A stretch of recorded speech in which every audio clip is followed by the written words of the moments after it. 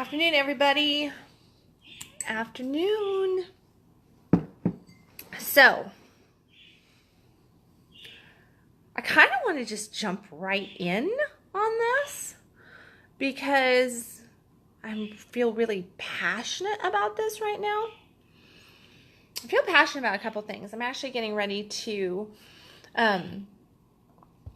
write an article in just a second as well, because I was sitting here and I was trying to debate. I have two big topics. Hey, afternoon, Angie. I have two big topics that I've kind of been bouncing around today. And one of them being what I'm talking about right now, which is, triggers, criticism, and judgments. The things that make you go boom, right? And what do I mean by that? First off, what do I mean by that? And I don't know. Maybe I should be talking about the other one, because the other one is all on love and how we dishonor love. But I'm going to write about that one. I think that's a better topic to write about. I'm just sitting here. I'm like, which one do I do? Like, I could do either one. But we're going to do triggers, okay? We're going to talk about triggers. Hey, afternoon, Marcus. So this topic has come up to me a few times. Hi, Dennis. A few people popping on. I never know what I'm going to get. Like, when I'm today, best time to do this water this time today. This earlier in the but around this particular topic of triggers, criticism, I think it's just like I feel like I want to speak out for all the people on social media and on the web that are getting hit so hard, and even in our personal lives, for those of us who are coaches, our practitioners, our mentors, our teachers, trainers, educators in one fashion, speaking out about spiritual, political, self-help, success, mindset, sexuality, relationship, connection, children, parenting. It doesn't much matter.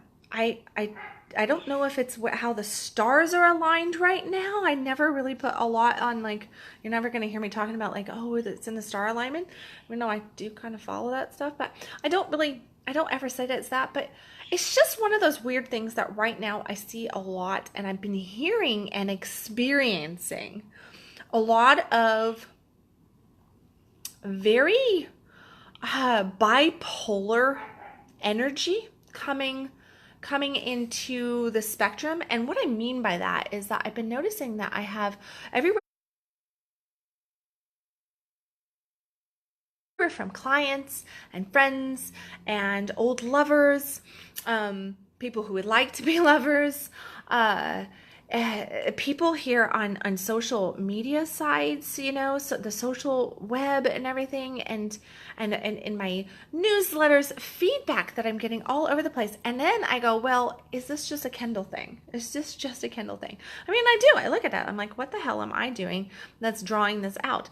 But I know that it's not what I'm doing. And here's why. I know it's not what I'm doing because I have friends and fellow colleagues and, people out there who are practitioners and educators and, speakers, and these beautiful souls who want to make an impression, a positive impression on our world. And they're getting kicked off of social media. They're getting nasty hate mail. And I want to kind of just, though, like, haters are going to be haters. Like, we all get haters. And you're not a peach to everybody, right? You're just not going to be sweet for everybody. You're not going to have the flavor for every single person. Thank God.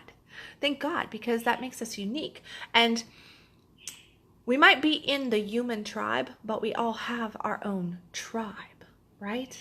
So I would like to think that the people that choose to follow me, that choose to be friends with me, that choose to coach with me, that choose to, interact in whatever fashion or form, are wanting to interact because they are in the same belief, the same alignment, have a draw towards similar energy, similar thought processes, all that good stuff.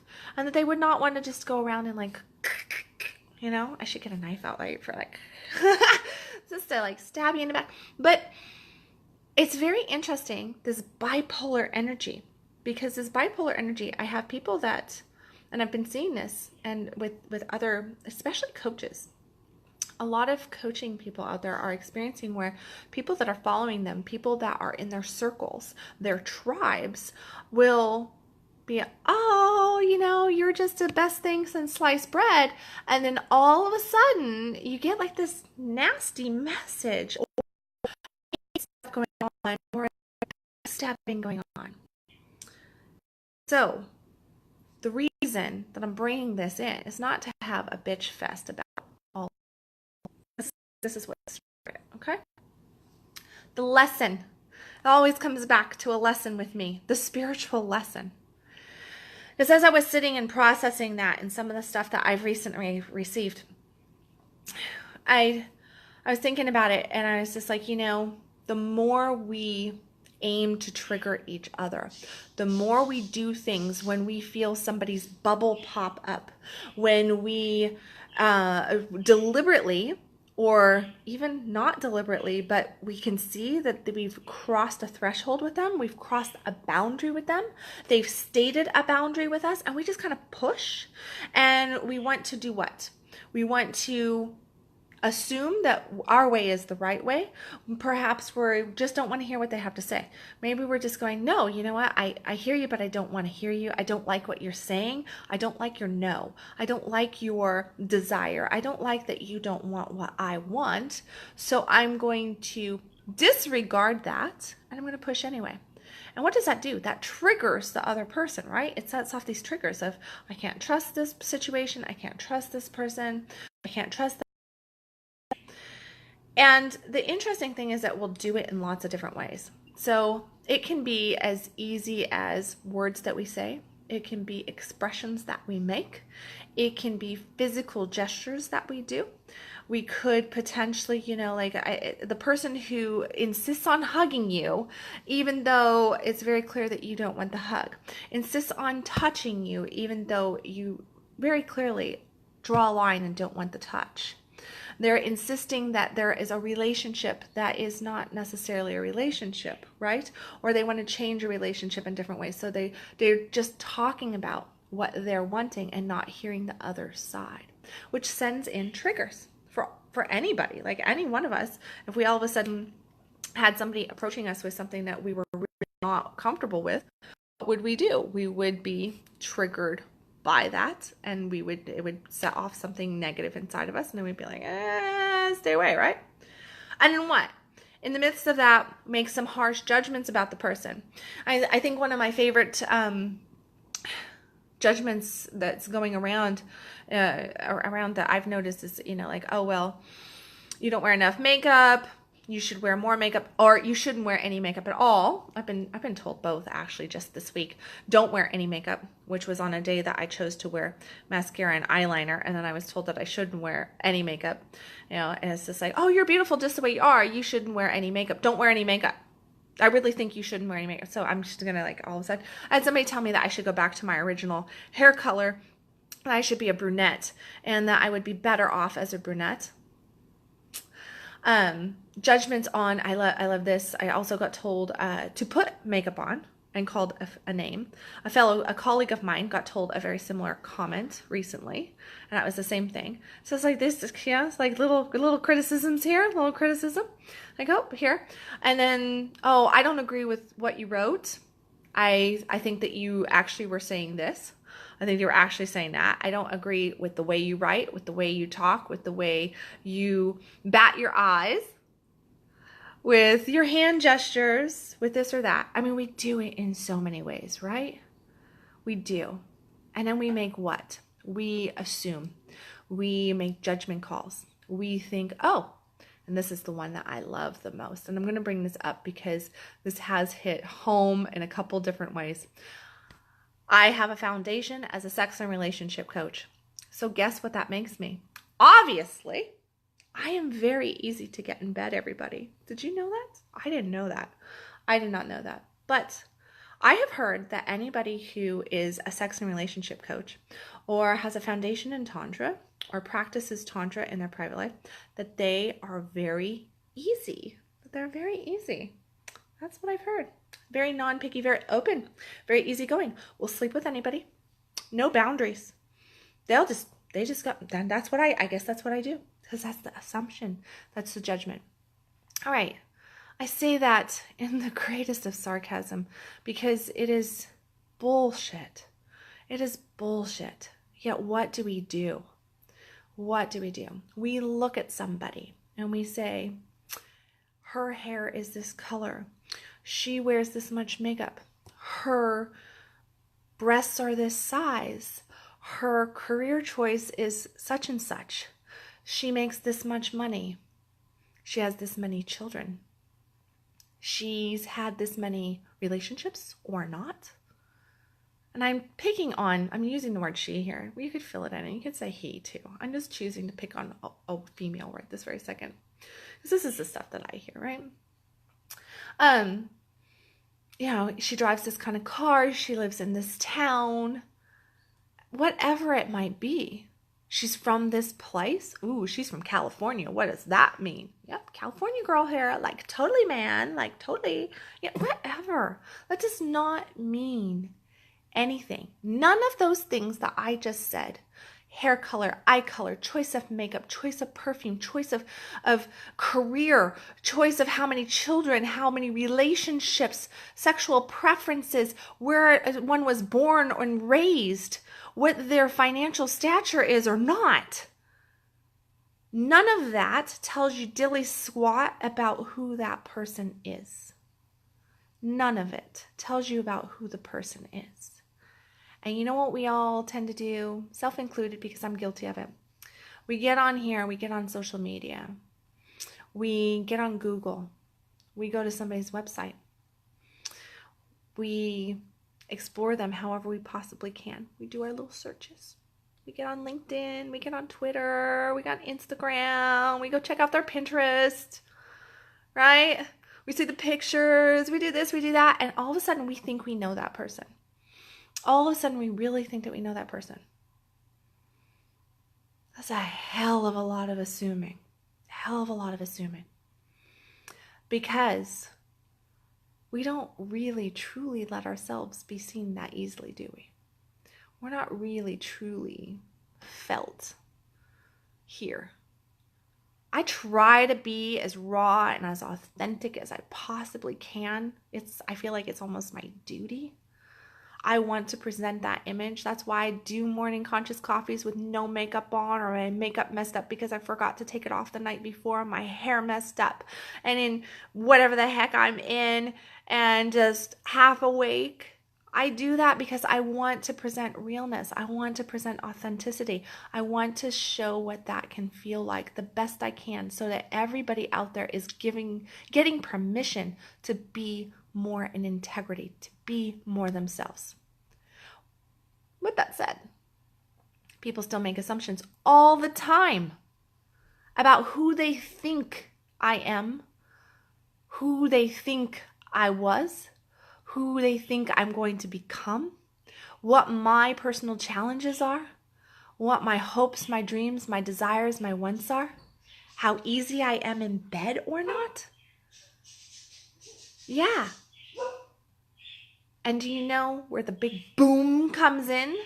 Is it totally messes up the dynamic of the relationship. Because when we meet, when we come together in those circumstances, we come in with preconceived notions around the other person. We think that we know who they are, and we can't actually see who they are because of all these assumptions. So we are meeting somebody according to what we are creating in our head. We're meeting somebody based on, my son just walked in the door, based on what we think they like, what we think they are doing, what we think their lives are like. I should turn the camera around on him right now because he is like Mr.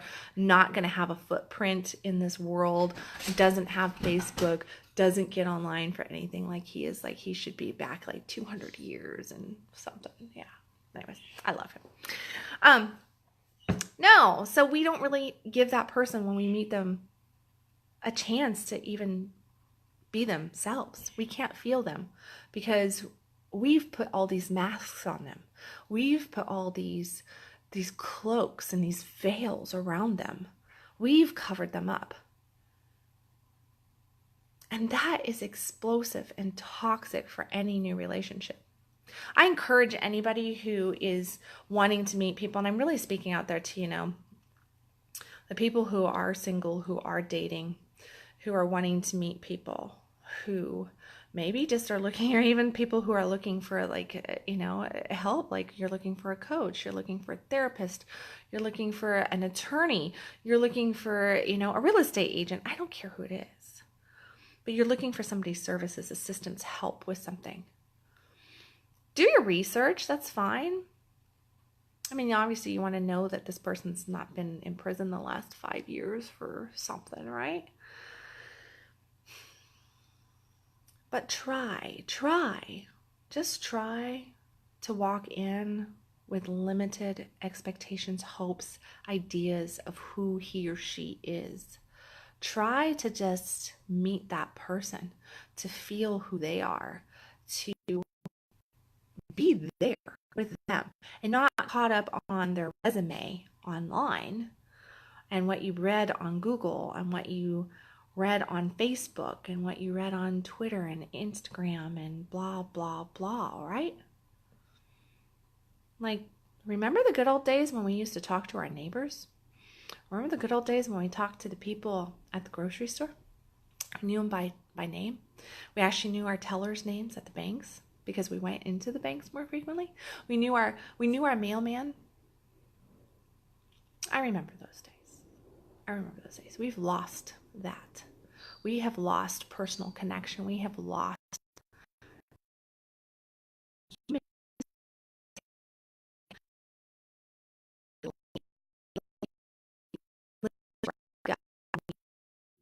Somebody can't even feel our gut because we've filled up our whole emotional, mental, energetic field with a lot of judgments, a lot of criticisms.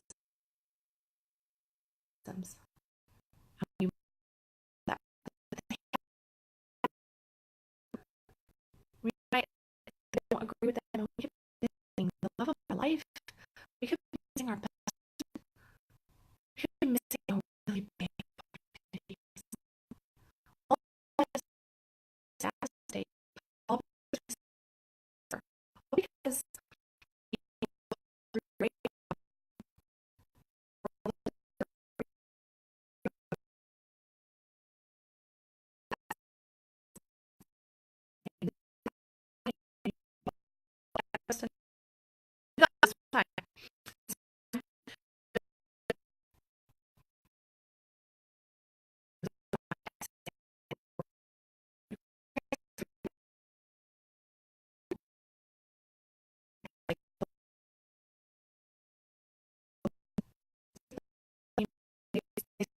and she's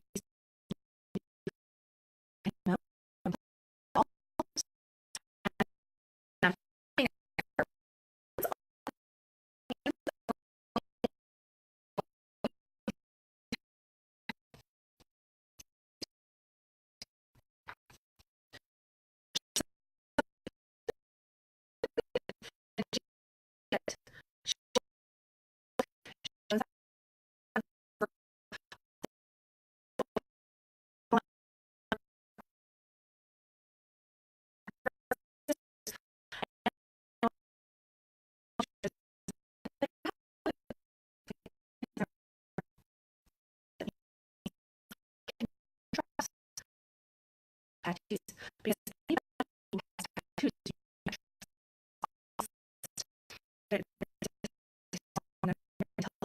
and they're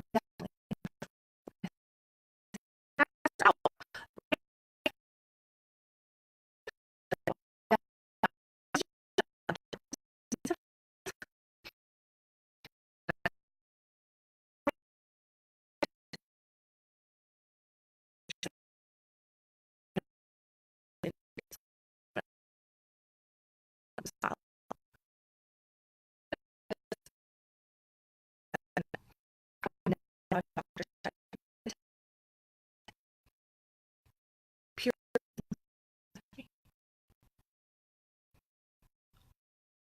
then she to and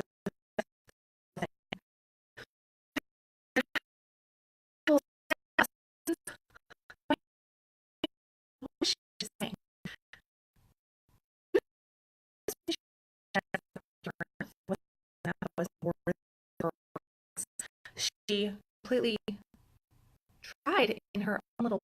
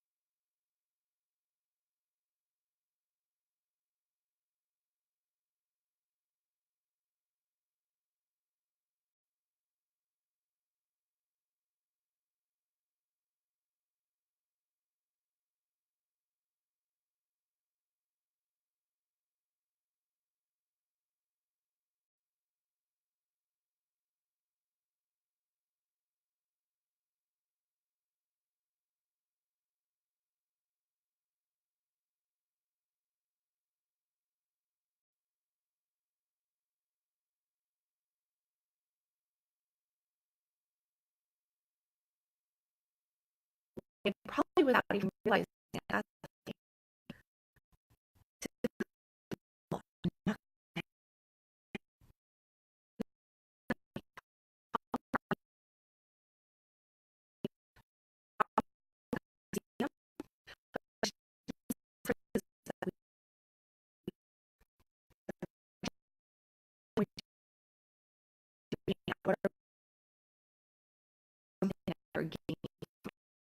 Or something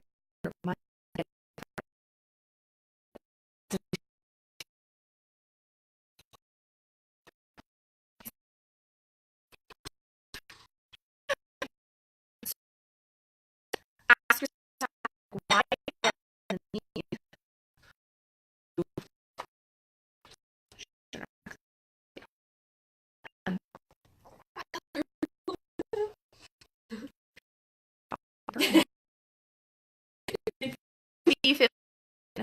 get a $34 return just paid for her fingernails.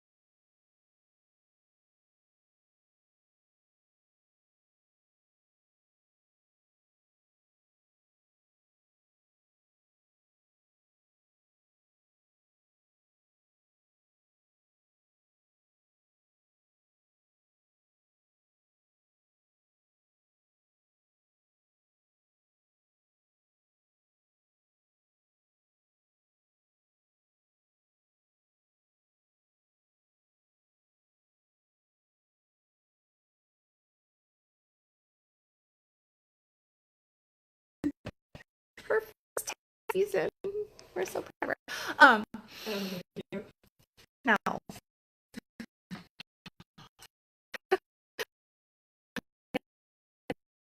I really just look at why if you find yourself being overly judgmental, overly critical, if you find yourself even being triggered by somebody else, or that you're kind of pushing past somebody's boundaries and you're triggering them in different ways, have the decency, have the maturity level to actually step in and ask yourself, why do I feel compelled to push right here? Why do I feel compelled to have these negative thoughts? Why do I need to judge, to criticize, to make these statements?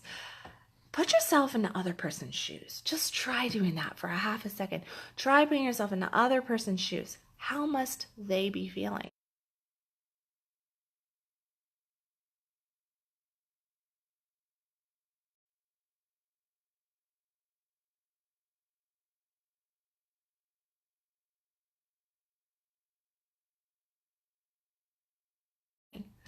With that comment, because we've all had judgments laid on us. We've all been criticized. We've all been triggered.